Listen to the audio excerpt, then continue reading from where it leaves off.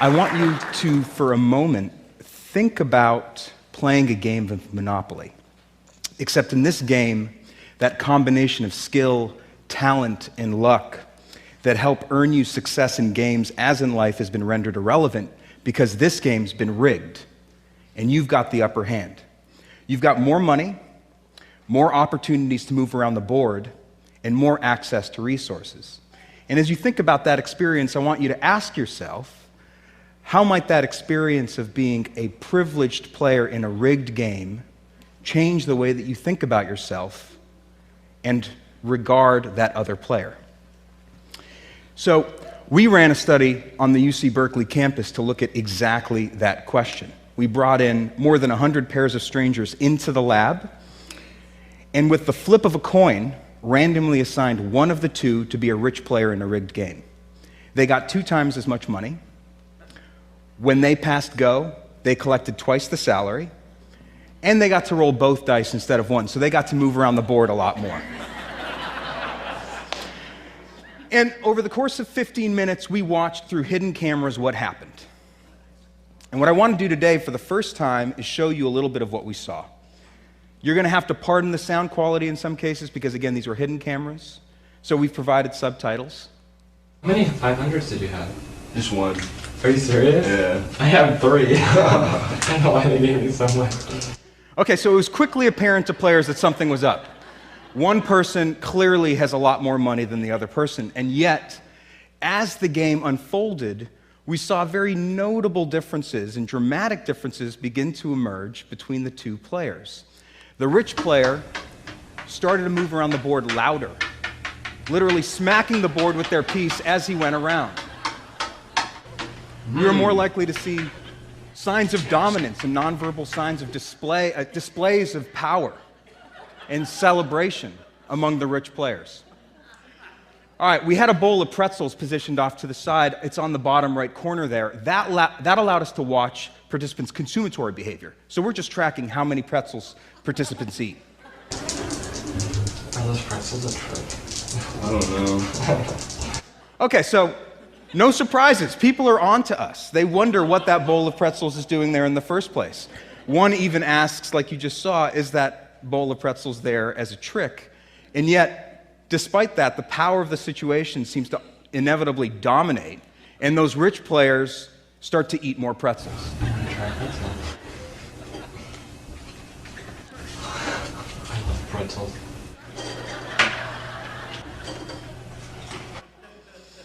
And as the game went on, one of the really interesting and dramatic patterns that we observed begin to emerge was that the rich players actually started to become ruder toward the other person.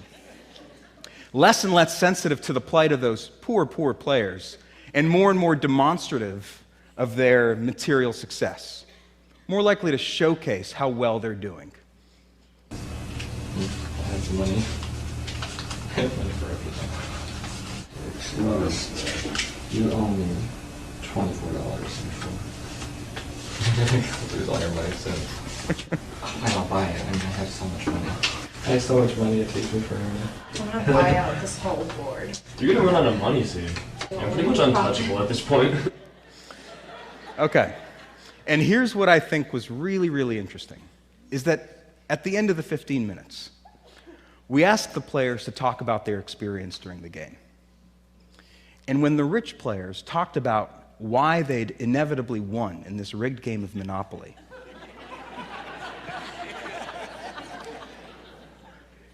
they talked about what they'd done to buy those different properties and earn their success in the game.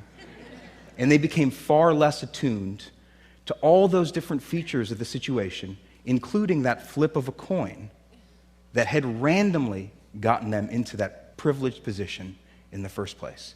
And that's a really incredible insight into how the mind makes sense of advantage.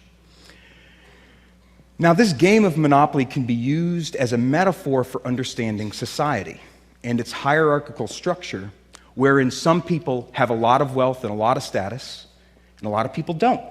They have a lot less wealth, and a lot less status, and a lot less access to valued resources. And what my colleagues and I for the last 7 years have been doing is studying the effects of these kinds of hierarchies. What we've been finding across dozens of studies and thousands of participants across this country is that as a person's levels of wealth increase, their feelings of compassion and empathy go down. And their feelings of entitlement, of deservingness, and their ideology of self-interest increases. In surveys, we've found that it's actually wealthier individuals who are more likely to moralize greed being good, and that the pursuit of self-interest is favorable and moral. Now, what I want to do today is talk about some of the implications of this ideology of self-interest, talk about why we should care about those implications, and end with what might be done. Some of the first studies that we ran in this area looked at helping behavior, something social psychologists call prosocial behavior. And we were really interested in who's more likely to offer help to another person, someone who's rich or someone who's poor.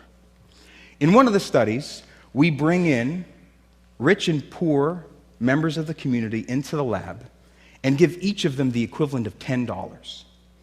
And we told the participants that they could keep these $10 for themselves, or they could share a portion of it, if they wanted to, with a stranger who's totally anonymous. They'll never meet that stranger, and the stranger will never meet them. And we just monitor how much people give. Individuals who made $25,000, sometimes under $15,000 a year, gave 44% more of their money to this stranger than did individuals making $150,000, $200,000 a year. We've had people play games to see who's more or less likely to cheat to increase their chances of winning a prize. In one of the games, we actually rigged a computer so that die rolls over a certain score were impossible. You couldn't get above 12 in this game. And yet, the richer you were, the more likely you were to cheat in this game to earn credits toward a $50 cash prize, sometimes by 3 to 4 times as much. We ran another study where we looked at whether people would be inclined to take candy from a jar of candy that we explicitly identified as being reserved for children, participating. I'm not kidding. I know it sounds like I'm making a joke. We explicitly told participants, this jar of candy is for children participating in a developmental lab nearby. They're in studies. This is for them. And we just monitored how much candy participants took. Participants who felt rich took 2 times as much candy as participants who felt poor. We've even studied cars, not just any cars, but whether drivers of different kinds of cars are more or less inclined to break the law. In one of these studies, we looked at whether drivers would stop for a pedestrian that we had posed wading across at a crosswalk. Now, in California, as you all know, because I'm sure we all do this, it's the law to stop for a pedestrian who's wading across. So here's an example of how we did it. That's our Confederate off to the left, posing as a pedestrian. He approaches as the red truck successfully stops. In typical California fashion, it's overtaken by the bus who almost runs our pedestrian over. Now, here's an example of a more expensive car, a Prius, driving through, and a BMW doing the same. So we did this for hundreds of vehicles on several days, just tracking who stops and who doesn't. What we found was that as the expensiveness of a car increased, the driver's tendencies to break the law increased as well. None of the cars in our least expensive car category broke the law. Close to 50% of the cars in our most expensive vehicle category broke the law. We've run other studies finding that wealthier individuals are more likely to lie in negotiations, to endorse unethical behavior at work, like stealing cash from the cash register, taking bribes, lying to customers. Now, I don't mean to suggest that it's only wealthy people who show these patterns of behavior. Not at all. In fact, I think that we all, in our day-to-day, minute-by-minute lives, struggle with these competing motivations of when or if to put our own interests above the interests of other people. And that's understandable because the American dream is an idea in which we all have an equal opportunity to succeed and prosper as long as we apply ourselves and work hard. And a piece of that means that sometimes you need to put your own interests above the interests and well-being of other people around you. But what we're finding is that the wealthier you are, the more likely you are to pursue a vision of personal success, of achievement and accomplishment to the detriment of others around you.